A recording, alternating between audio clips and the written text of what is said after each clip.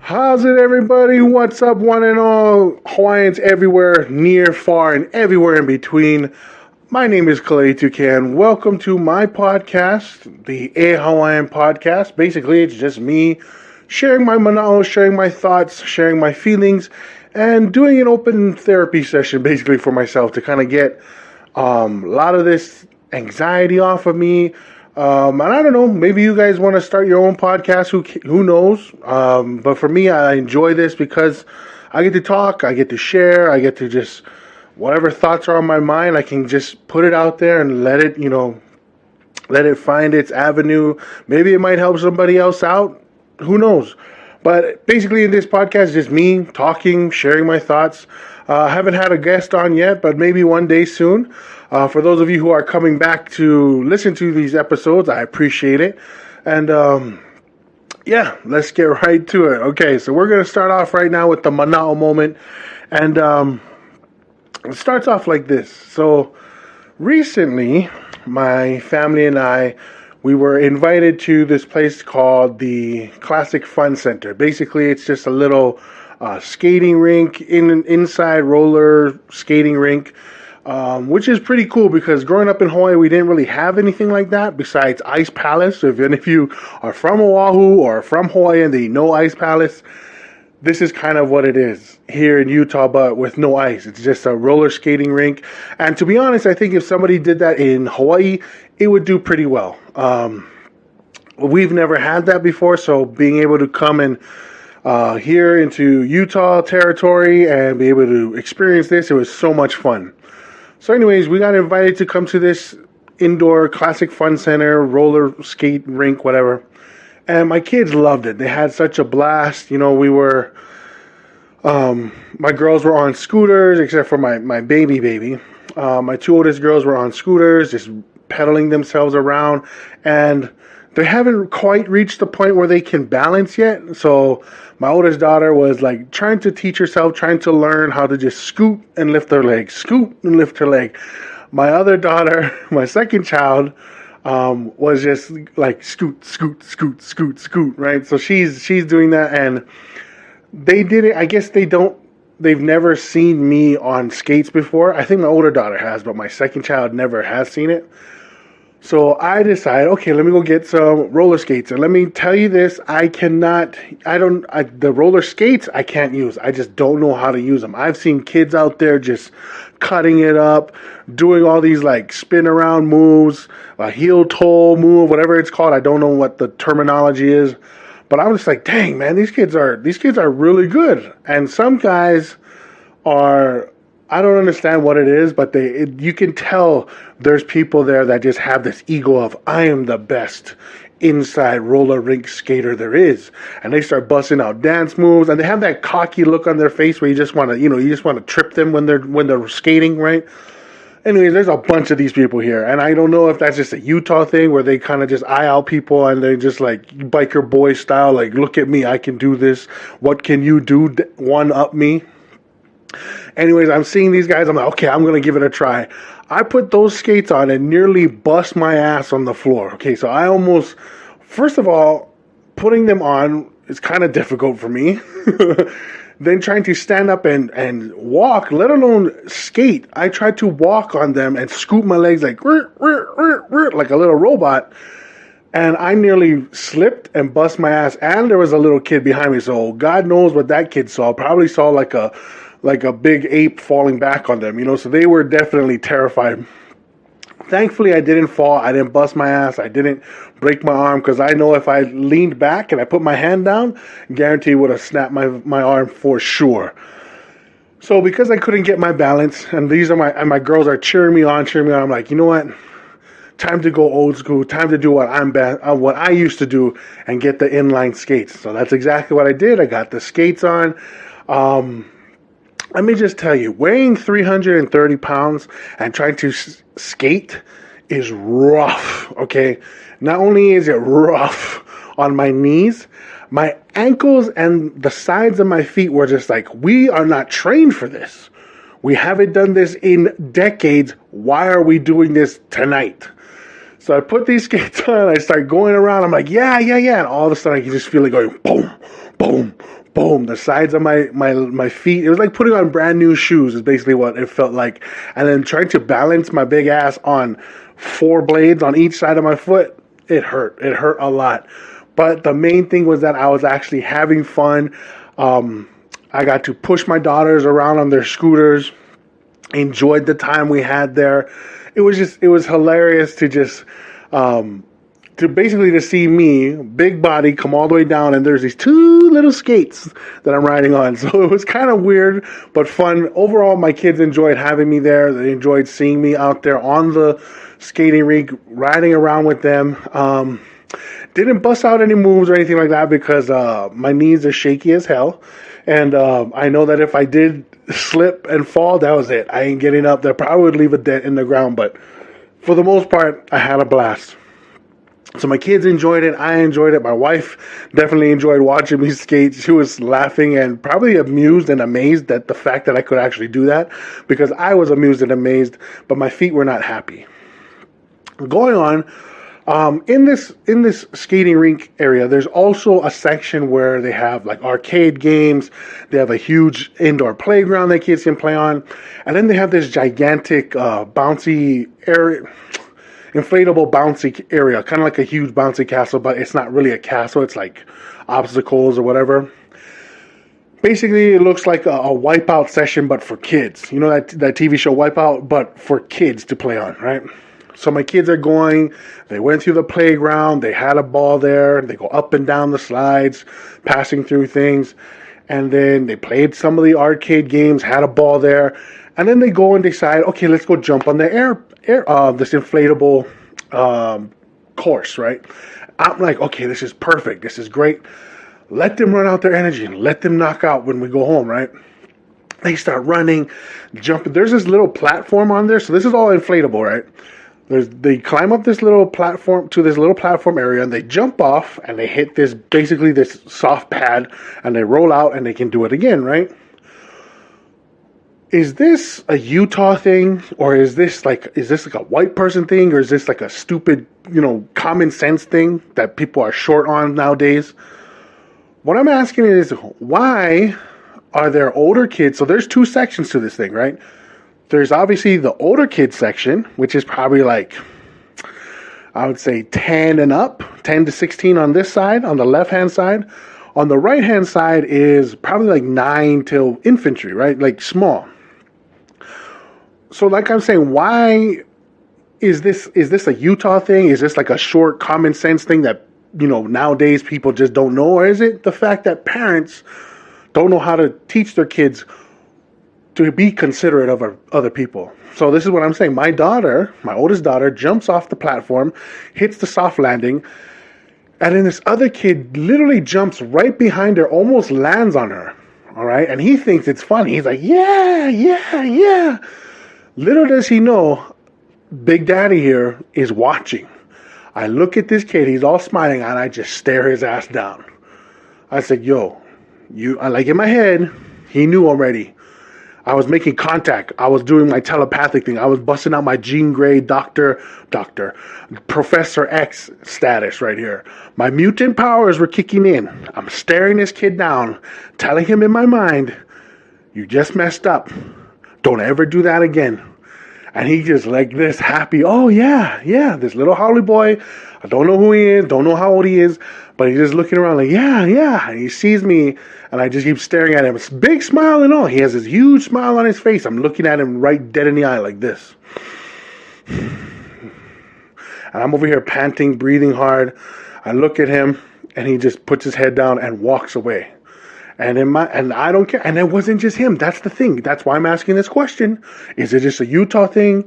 Is it parents not teaching their kids consideration, or even freaking playground safety rules? Simple things, right? And these kids that have done this are older than my daughter.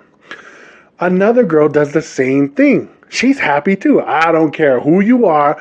Professor X right here, / the Hulk, / the Beast. All these different characters in my head are coming out, and I'm staring down this little girl, just staring at her. And then I shook my head and said, no, don't do that. Because she almost hit my daughter, right? So you guys tell me, what would you guys do if that's what you saw? Would you stand up and say something? Or would you be like me and just scare them by staring them down? That girl, too, got up, definitely was happy at first, and quickly turned her attitude to, I'm scared, I'm intimidated, and I'm taking off. And she did. And so... So that's what I'm asking. Is this like, what is this? Okay? Because my kids know you wait until the platform is clear and then you can jump. Okay? Because it's safety. It's all about being safe. And then on top of that, bigger kids, older kids started jumping off of the same platform that was meant for and intended for younger kids. So I don't know what's going on. Plus, I think I was the only parent there that was watching my kids besides my wife. And so I know, and trust me, you think I'm intimidating? When my wife is out there, she will tell you like it is. If she doesn't care who you are, how old you are, how young you are, if you're going to jump and you're going to hurt my daughter, any of our kids, boom, boom. Mama Bear is worse than Professor X. Let me tell you that. Let me tell you that. Mama Bear is a whole lot worse. So you guys are lucky you got me. I'm going to just put it out like that. So anyways, the kids had fun. And then after they did some jumping, they're like, Dad, let's go back and let's do the scooter thing again. I'm like, okay, we can do that. Let's go. I'm over there. By this time, I'm like, I don't want to put my skates on again. Let them ride around a little bit and just have fun. And I just sit back, watch them, make sure they're, going around in circles okay. Nothing bad is happening. And then all of a sudden, my number 2 child, she's like, oh, Dad, I'm done. I'm tired. I said, baby, are you sure? Go around one more time. She's like, oh, okay. And then she's going around. And I'm like, okay, maybe I should just follow her to keep her safe, right? Just to keep an eye on her and help her. And so she's like going. And I'm over there. I'm holding her. I'm scooting around, just walking right behind her. When we come back to our starting point, this guy, and tell me this, is this a Utah thing? Is this a white person thing? Because this doesn't make any sense to me, okay? Check this out. We come back to our starting point. My daughter's like, oh, I'm tired, Dad. This Howley guy comes up to me. Nice guy, don't know who he is, never met him, never introduced, don't know his name. And he goes, hey, and his daughter is right next to him, okay? Comes up to me, he's got skates on, he's like, hey, would it be okay if if I take your daughter, I can cradle her like this and I can just roll her around? That's what I used to do with my daughter. Would that be okay with you? And I'm looking like, oh, no. I'm like, in my head, I'm like, danger, stranger danger. And he just, because I've never been used to that. I've never had that happen to me before. So he comes up, asks me that question. I'm like, sir, this is, you're freaking me out right now. And I said, basically, I kept my cool. I said, no, she's tired. She's done for tonight, but thank you. He's like, yeah, I used to do that with my daughter and just hold her, cradle her in my arms and just ride around in the rink, and she would enjoy it. And I'm like, no, it's okay. She's tired. Thank you, though. I appreciate it. And then he goes, okay, talofa. And I'm like, boo. I get so frustrated, okay? So I should have said something. It gets under my skin. People, I am not Samoan. I don't know how you guys feel about this. Being Polynesian, whatever race you may be, whatever ethnicity you may be, whatever type of Polynesian you may be. Oh, it bugs me that people think that I'm Samoan. It bugs me that people think that I'm Tongan. I am Hawaiian. This podcast is called Hawaiian. All right? Born and raised in the islands of Hawaii. I understand that people stereotype. It's basically like saying, it's basically being it's racism, okay? It's judging me and saying basically saying all Latinos are Mexicans. Basically, that's what it is. It's saying that all Asians are Chinese. False, okay? We are a different race. Do not talk to me in a different language thinking you know what type of Polynesian I am. Okay, if you don't know, you don't know. Don't do that. Don't do that. White people, if you're listening, Holly people, if you're listening, anybody, if you're listening to this podcast, do not assume that the Polynesian you're next to is the Polynesian you think in your head. Okay, do not assume that I'm Samoan. Do not assume that I'm Tongan. Yes, I know some phrases from both sides, but I am Hawaiian. I identify as a Hawaiian man, okay? So not only did this guy piss me off by thinking that he could take my child and cradle her and ride her, go on the skates and go around in the rink, then he insults me by calling me Samoan when I'm not Samoan, okay? Does not qualify me to be a Samoan. People, just ask, okay? Just ask, hey, are you Polynesian? Yes. Okay, what Polynesian race do you identify as? Are you Hawaiian, Tongan, Samoan, Fijian, Micronesian, Malay, whatever it may be. Tokelauan, whatever it may be. Please ask. I prefer you ask me before you judge me and put out a racial slur, not a racial slur, a racial phrase to me to think that I'm that type of person. Because when he said, okay, talofa, or even if he said ofa atu, I would have been like, what? What? I was kind of upset, but I kind of stepped back on that too. I just let it go. I just had to breathe. I'm like, these are white people. They don't understand. These are white people. They don't understand. And that's not to say that I understand what racism is, but I can understand this part that they are judging me before they even ask me. You know what I mean? It's like I said, it's like saying all Asians are Chinese.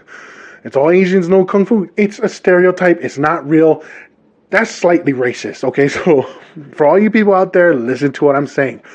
We all don't like that, okay? I personally don't like that. I don't know what you guys prefer, but I personally hate the fact that people talk to me in Tongan. They think that I'm Tongan. Even they think that I'm Samoan. I am Hawaiian.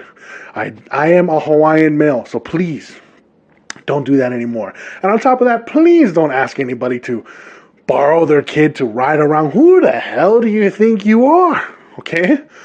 I've never grown up that way. I think that's a Utah thing. I don't understand it. I don't get it. People just come like, oh, look at this baby. Oh, so cute. Like, okay, first of all, you ain't coming up to me. I don't know who you are. And you ain't going to grab my kid. It's just plain and simple, okay? And my kid's not Samoan, okay? Let's just put it that way. So that's kind of what we experienced. That's kind of what I experienced. At the end of the night, though, my kids had fun. Everything was resolved, and my kids knocked out. Smooth sailing. So I guess in the end, the good outweighed the bad. Let's put it that way. The good outweighed the bad. I don't know if the kids that I scared and intimidated went home and had nightmares. I hope they did. I hope they learned their lesson. But that's what I just don't understand. The lifestyle living here is way different from back in Hawaii. And so if you guys know the answers, let me know. Okay? Let me know. So that's kind of what we had. That's what we had going on. Oh, man, what a crazy experience. Hoo-wee. All right, now that that's done, let's get on to my next part of the podcast called It's News to Me. All right, so I saw this article, and I just couldn't stop laughing about it, but it goes like this. In Louisiana, in LSU, students there at the cafeteria were enjoying their day, having a good time, having a ball, getting their lunch, and all of a sudden, they were surprised by a native intruder, okay? This native intruder happens to be a raccoon. That's right, Rocket Raccoon ended up jumping in on the cafeteria. People were scattered all over the place, shocked by the fact that he just happened to join in on the meal. They later found out that he fell through the ceiling, landed in the cafeteria area. Everyone freaked out. Of course, kids started breaking out their phones, doing social media, making posts, taking pictures, all that fun stuff, because Rocket Raccoon took them by surprise. Okay. Eventually, after some time went by, in the article it says that animal rescue or whatever was able to escort Rocket Raccoon out the door, and he headed back into the native forest. So the students of LSU, Louisiana, were able to get back to their normal day routines, but they had something exciting to talk about. And to me, I wanted to talk about this because I've experienced it, okay? Growing up in the islands, we don't know what raccoons look like, okay? We never had raccoons growing up. The only thing we had close to a raccoon was a mongoose. Riki Tiki was the only thing we were used to growing up in Hawaii. And I remember one time my younger brother, ended up sprinting home, screaming his head off. I've never seen my dad move faster. He jumped up. My brother came in the house. Ah, ah. My dad jumped up to his feet. He's like, what's up? They're getting me. He's going to get me. My dad opened the door, looked outside, and was just like, but didn't see anybody. He was eyeing out nothing, but he was ready to fight. And he's just yelling, leave my kid alone. Leave him alone. And then all of a sudden, he goes back to my younger brother and goes, what the hell happened? He goes, the mongoose chased me. But Dad's like, you got to be freaking kidding me. Anyways, that's all we had to experience. We never had raccoons growing up. Mongoose were the only thing. And so when we came here to Utah, I never thought I would encounter a raccoon, but I have twice. The first time I encountered a raccoon was we were living in an apartment. My family and I are grabbing groceries. My wife is carrying my two kids. And we're trying to come up to our apartment on the third floor, and I'm walking ahead of them, and I see this raccoon. And I'm like, wow. And the raccoon gets up, takes off. The raccoon was literally sleeping by our door. I guess trying to stay warm or whatever, but I scared it enough. It ran, and it left. Thankfully. Because, raccoons, if you don't know what a raccoon looks like, or if you've never experienced being around a raccoon, the raccoon, when you look at them, cartoons screw it up, okay? Cartoons and cartoons, especially Rocket Raccoon from Guardians of the Galaxy, make it look like, oh, they're cuddly, they're cool, they're cool pets. Miko from Pocahontas, this isn't the real thing, okay? They are not cool. They carry a lot of diseases. They're basically a giant rat, okay? They're a giant rat the size of a cat, like a full, fat alley cat. That's what it looks like, okay? And raccoons, to me, they look like that cousin in your family that they're slick. They get away with a lot of crap that when you were growing up, that stuff didn't fly. This is what a raccoon looks like to me, okay? They look like that cousin that you just want to punch in the face because there's no way growing up that you would get away with the stuff that this raccoon does, okay? This slick dude does. And you're just like, what the hell? Okay, every raccoon, every time you look at them in the face, there's that split second where you're like, what the hell is this creature doing here? And that raccoon looks like he's already got three. He's like your little cousin that your little cousin that you just want to beat up in the family because he gets away with everything. He's already got 3 excuses lined up. I call him the D3. First, they're gonna be deaf, play dumb, or they're gonna dig out. Okay, so sometimes, you know what I mean? Your cousin, you might be, hey, your auntie, your uncle, your dad, your mom, whatever, is like, hey, boy. And he's just playing deaf, like, oh, I don't hear nothing. Then when he gets in trouble, he starts playing dumb, like, oh, what? Oh, I didn't know what that is. Or if he's like, hey, he looks at you and takes off, digs out. Everybody has that cousin in the family, and this is what a raccoon looks like to me. There's always that one cousin, that you're like, God damn it, I can't believe he got away with it again. So we did that, and thankfully we had the raccoon that digs out. Hallelujah, because I don't know what I would do. I think I would freak out if that thing just stood up and they have fingers, they have thumbs. Imagine a rat the size of a fat alley cat being able to grab your face, not scratch your face, grab it and hold it. These things can crawl, they can climb, they dig through trash, they do all these things, but they can also grab your face. That would freak me out. Okay? So here's a quick little description of what they've got as far as diseases is concerned. They have multiple infections and diseases that can easily be transferred to humans and other animals. First is rabies, which can cause fever, headache, excessive salivation, muscle spasms, paralysis, and mental confusion. Bayless ascaris, which is a raccoon roundworm, disgusting. Giardiasis, which is a beaver fever. Basically, it's a parasite, causes diarrhea, fatigue, cramps, belching gas, and some people have no symptoms from that. Leptospirosis. It's a bacterial infection, causes high fever, headache, bleeding, muscle pain, chills, red eyes, and vomiting. Spread through the urine of an infected host. Okay, So basically, raccoons carry all these things, and like Olaf said in Frozen 2, water has memory. So basically, if this thing's been drinking or eating its own piss, water has memory. The water that makes up you and me has passed through at least 4 humans and or animals before us. Crazy. All right. Last thing on the agenda, I just wanted to talk about this, something that came up on social media. It's been going around with Ukraine and Russia. So I kind of took a look at these 2 boxing championship brothers who are standing up for their country and putting their lives on the line to protect the freedoms that they have. And I thought it was amazing, so I wanted to reach out to share this.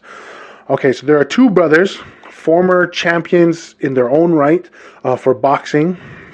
They are called the Klitschko brothers, Vitaly and, forgive me if I'm saying these names wrong, Vitaly and Vladimir Klitschko. So if you don't know who they are, here we go. Vladimir Klitschko is a Ukrainian former professional boxer who competed from 1996 to 2017. He held the World Heavyweight Championship twice, one of the best heavyweights of all time.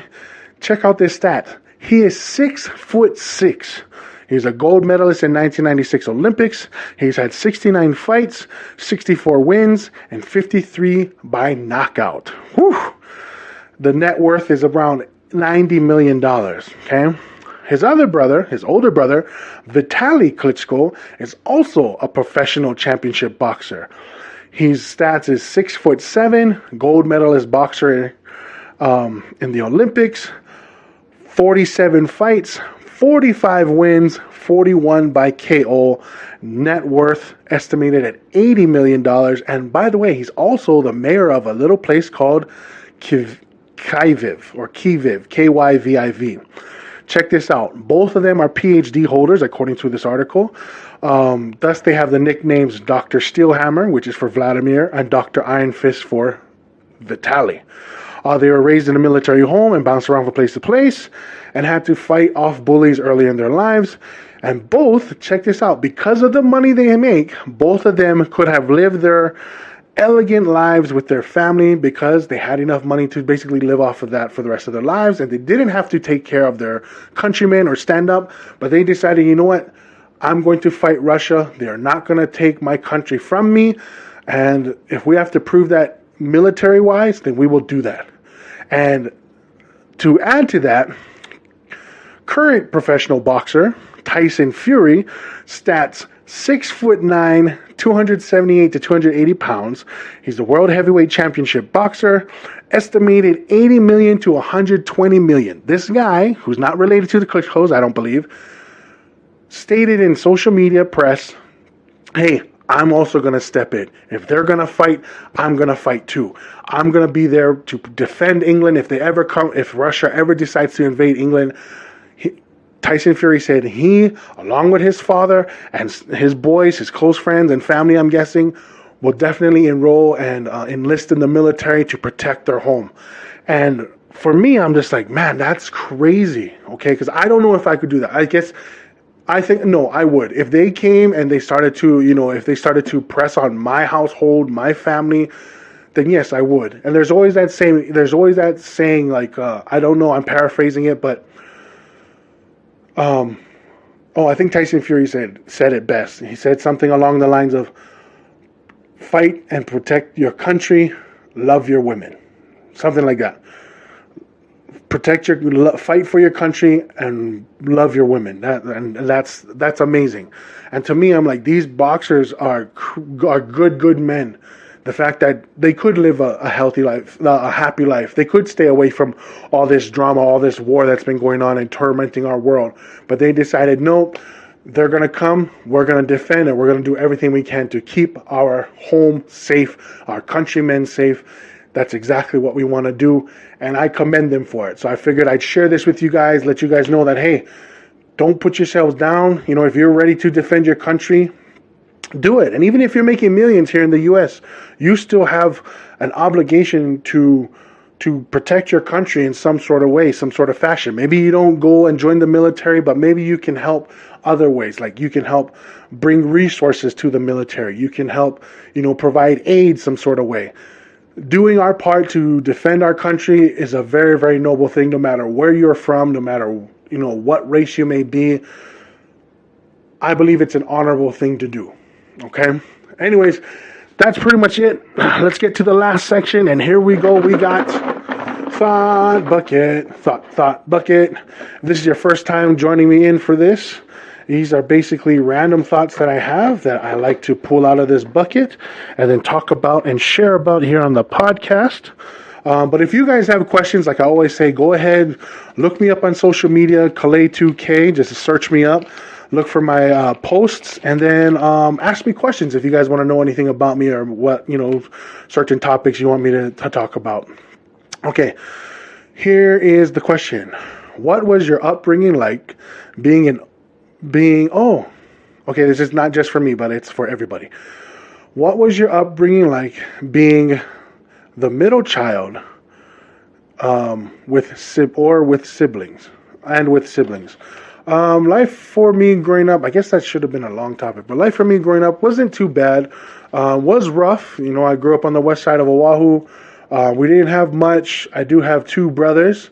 And like boys growing up, we fight, we argue, did a lot of sports, tried to make a name for myself, because we grew up in the neighborhood where everybody kind of knew everybody. We knew our neighbors knew us. The elementary school next to us knew who we were. And so when I would go to school and a lot of the teachers were like, oh, you're so-and-so's brother, aren't you? It kind of would get under my skin. So I really tried to branch out and be myself instead of be under this shadow. So I ended up going to community schools on Oahu and then graduated from there, did my own thing, played sports, did whatever. Tried to be myself try to be who I am instead of be underneath my brother's shadow, which isn't bad. Sometimes it's a good thing. But I love my brothers. And my dad passed away when I was in high school.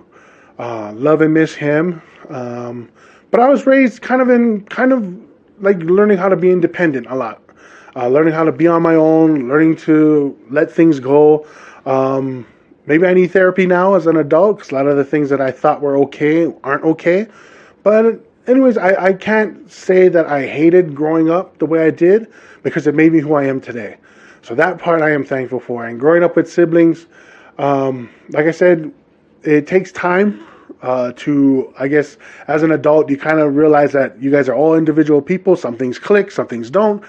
But learning to eventually adjust so that you can keep that relationship. So I'm working on that too. So I'm imperfect, but I enjoy my life. I enjoyed growing up the way I did.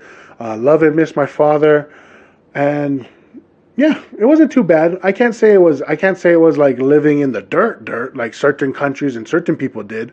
So I am thankful for the things I do have. And I look forward to how I grew up. I don't want my kids to grow up that way. So that's what I'm trying to say. I'm trying to give the best life I can give to my own kids. But anyways, that's pretty much it for today's podcast. Thank you so much for tuning in. Go ahead and find me on all social media platforms, YouTube, Instagram, TikTok, search Kalei2K. And then, keep updated posts. I try to post about my podcast. And yes, I'm on Spotify as well. Trying to figure out how to do other platforms. We'll get to that when that happens. But anyways, that's pretty much it for today. Thank you guys for tuning in. Hope you guys have a great week. Drive safe out there. Be safe. And remember, spread aloha, not hate. All right, Hawaiians, take it easy. Aloha.